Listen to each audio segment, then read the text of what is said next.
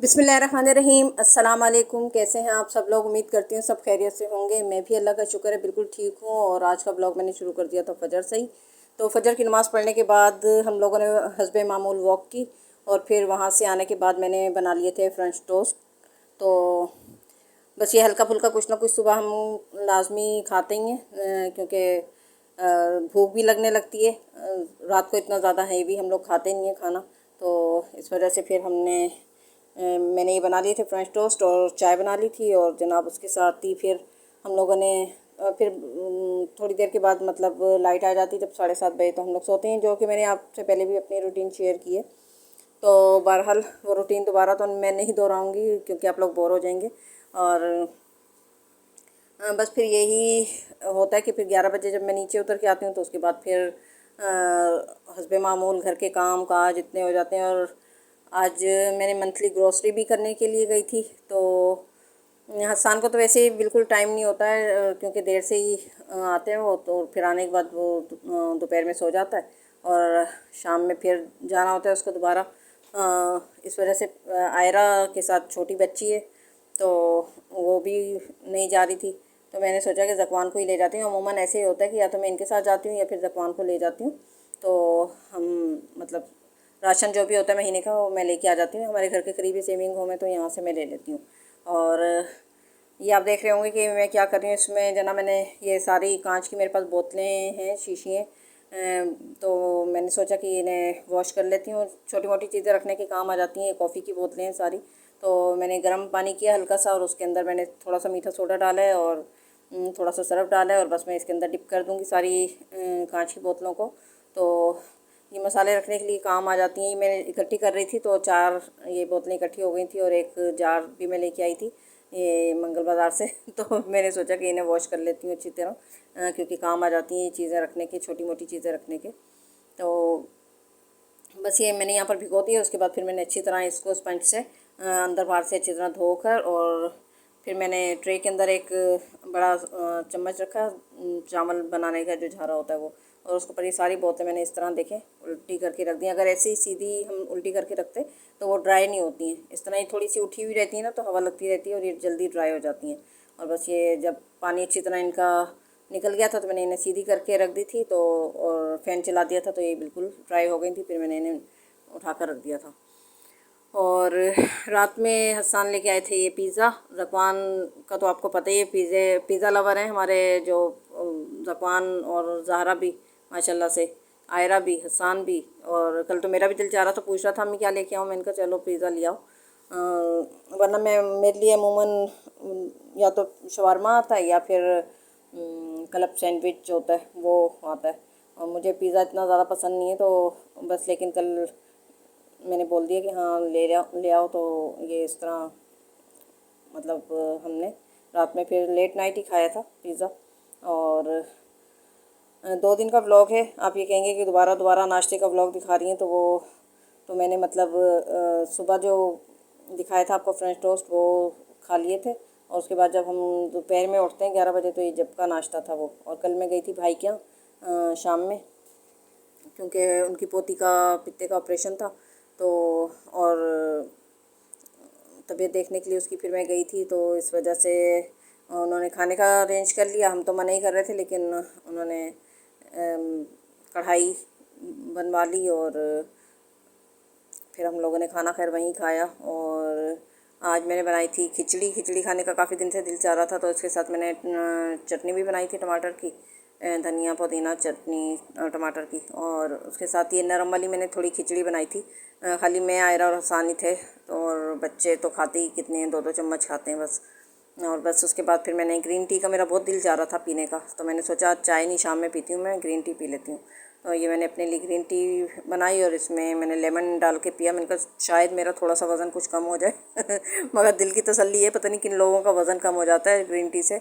शायद रेगुलर पीने से हो भी जाता हो, ये सुना तो यही है। अब रेगुलर तो हम लोग पीते नहीं है ना, हम तो चाय के शौकीन हैं, तो चाय छूटती नहीं है हमारी। और ग्रीन टी हमसे रेगुलर पी नहीं जाती। बहरहाल कोशिश करके देखेंगे। वेट बढ़ रहा है मेरा काफ़ी ना, तो मैं सोच रही हूँ कि रेगुलर किसी एक टाइम पे ग्रीन टी लेना शुरू कर दूँ। तो बस ये ग्रीन टी आज मैंने पी ली थी, और बस फिर मैंने ज़ोहर की नमाज़ पढ़ी और फिर मैं और ज़कवान चले गए थे। ज़कवान के ये सर पे टाँके लगे हुए हैं, बस बहुत डर लगता है कि किसी का हाथ वाथ ना लग जाए कोई, या खुद ही या कहीं गिर ना जाए, तो इस वजह से बहुत ध्यान और एहतियात करनी पड़ती है इसके साथ। इसका सर फट गया था ना, तो टाँके लगे थे, मैंने आपको पहले भी बताया था। तो बस मैं और ज़कवान चले गए थे। बहुत खुश होता है मेरे साथ ग्रॉसरी करने जब भी जाता है ना, बड़ा खुश होता है ये। तो मैं इसको ट्रॉली में बिठा देती हूँ और फिर ये मतलब चीज़ें कहता है कि मेरे हाथ में तो मैं ट्रॉली में रखूँगा। तो ये मैं इसको पकड़ाती जा रही थी जो जो सामान लेना था, और सब याद दिलाता रहता है, दादी ये ले लिया, दादी ये ले लिया, तो याद दहानी भी कराता रहता है। और इसके साथ मज़ा आता है, मुझे भी बातें करता रहता है पटर पटर कुछ ना कुछ। और बस यहाँ से हम लोगों ने कर ली थी ग्रॉसरी। मैं काफ़ी टाइम से ना यहीं सेविंग होम ही आ रही हूँ। इसकी सबसे बड़ी रीज़न जो है ना वो ये है कि मतलब बिलिंग के लिए यहाँ पर बहुत ज़्यादा टाइम नहीं लगता, कि बहुत लंबी लंबी लाइन, जैसे चेज़ जाओ या इम्तियाज़ जाओ तो काफ़ी लंबी लंबी लाइन होती है और बिलिंग कराने में ही 2-2 घंटे लग जाते हैं। इस वजह से मुझे बड़ी घबराहट होती है। तो इस वजह से मैं यहीं पर सेविंग होम आने लगी हूँ यहाँ पर। और दिन में तो बिल्कुल भी, ख़ास तौर से दिन में बिल्कुल रश नहीं था, शाम में तो फिर भी रश होता है, दिन में बिल्कुल भी रश नहीं था। तो मैंने यहीं से ही हम लोग कर लेते हैं, हमारे घर के भी करीब पड़ता है, और रिक्शे वाला भी ज़्यादा पैसे नहीं लेता है, वरना इम्तियाज़ से तो आने के ही 500-600 रुपये लेता है। तो ग्रॉसरी तो वहाँ सस्ती होती है लेकिन किराया महंगा है, तो इस वजह से मैं फिर यहीं से ले लेती हूँ भाई। और महंगाई ने तो कसम से कमर तोड़ के रख दी है। सबसे इसका बेस्ट जो तरीका है ना, वो महंगाई के बारे में जो मेरी राय है वो यही है कि भाई जब राशन लेने जाओ हर महीने वो ही राशन जो हम लेते हैं ना, उस पर कम से कम भी 1,500-2,000 रुपये बढ़े हुए होते हैं उस राशन के ऊपर। हर चीज़ के अंदर मतलब कीमत बढ़ती है तो वो बढ़ना शुरू हो जाता है कीमतें भी। तो भाई बहुत एहतियात से पकाएं। और मेहमान भी अगर आ जाए ना, मैं कहती हूँ तो बहुत ज़्यादा आपको लवाजमात में पड़ने की ज़रूरत ही नहीं है। सिंपल सादा खाना खिलाएं और खाएं खुद भी, क्योंकि भाई बहुत ज़्यादा महंगाई हो गई आज। घर का हर फर्द भी कमा रहे हैं ना, तो फिर भी पूरा नहीं पड़ रहा। बस अल्लाह ताला सबकी रिस्क में बरकत दे, बरकत वाली रोज़ी दे, आसान और बरकत वाला रिस्क दे सबको। तो भाई बहुत महंगाई ने ना कमर तोड़ के रख दी, और ऊपर से बिजली के बिल इस कदर आने लगे हैं। तो घर चलाना, मैनेज करना, जो घर चलाते हैं ना, कसम से उन लोगों का बड़ा दिल गुर्दा है कि वो घर चलाते हैं, और बहुत मुश्किल हो गया है घर चलाना।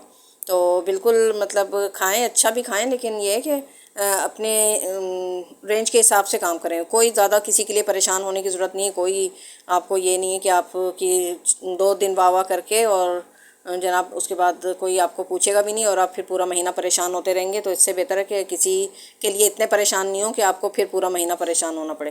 तो महंगाई के बारे में मेरी ये राय है भाई, अपनी सिंपल और सीधी ज़िंदगी गुजारें, और अपने ख़र्चों को मैनेज करना सीखें, तरीके से चलाएं। जितना खाना है आपको उतना ही पकाएं। ये नहीं कि हम इतना पका लें कि फिर वो हमें दूसरे दिन खाना पड़े और तीसरे दिन वो बच के फीके। तो इससे बेहतर है कि आप बिल्कुल लिमिटेड पकाएं और ताज़ा फ्रेश खाना पकाएं रोज़ाना, और फ्रेश ही खाएं। तो मैं तो बहुत एहतियात से भाई घर चलाती हूँ, बहुत एहतियात से पकाती हूँ, और तरीके से बहुत घर चलाती हूँ। तो अल्लाह का शुक्र है कि सब सही उससे पक जाता है। तो यहाँ पर मैं बना रही थी शाम के लिए खाना, चिकन और टिंडे ये लेके आए थे, तो शोरबे वाला मैंने कहा बना लेती हूँ। इधर मैंने गरम मसाला डालकर चिकन डाल दिए, और उसके बाद इसको थोड़ी देर हम फ्राई करेंगे, और उसके बाद पिसा हुआ मसाला डाल देंगे इसके अंदर हम। इसमें मैंने लिए प्याज और लहसुन अदरक, ये हम पीस कर, और टमाटर भी मैंने इसके साथ ही पीस लिया था। तो आपकी जितनी चिकन है और जितने टिंडे हैं उस हिसाब से आप अपना मसाला लेके उसको ब्लेंडर में पीस लें, और इसके बाद इसके अंदर डालकर हम चिकन के साथ ही उसको अच्छी तरह भून लेंगे। और इसके अलावा हम पिसी हुई मिर्च, धनिया, नमक, हल्दी, ये 4 चीज़ें और इसके अंदर जाएंगी, और इसको हम अच्छी तरह इसकी भुनाई कर लेंगे। और चिकन क्योंकि फ़ौरन ही टेंडर हो जाती है, तो इसलिए हम ज़्यादा मतलब इसको पानी डाल के छोड़ेंगे नहीं गलने के लिए, बस इसको खड़े खड़े ही हम इसकी भुनाई कर लेंगे, और टिंडे धोकर काट कर इसके अंदर हम ऐड कर लेंगे, और उसके बाद उसको भी थोड़ी देर भून लेंगे 1-2 मिनट के लिए। और फिर जितना शोरबा डालना है आपने वो शोरबा करके हम इसके अंदर और छोड़ देंगे इसको हल्की आंच पर। तो चिकन और टिंडे एक साथ ही गल जाएंगे दोनों। और उसके बाद फिर पिसा हुआ गरम मसाला और हरा धनिया, हरी मिर्च डालकर आप इसको उतार लें, सालन तैयार हो जाएगा आपका।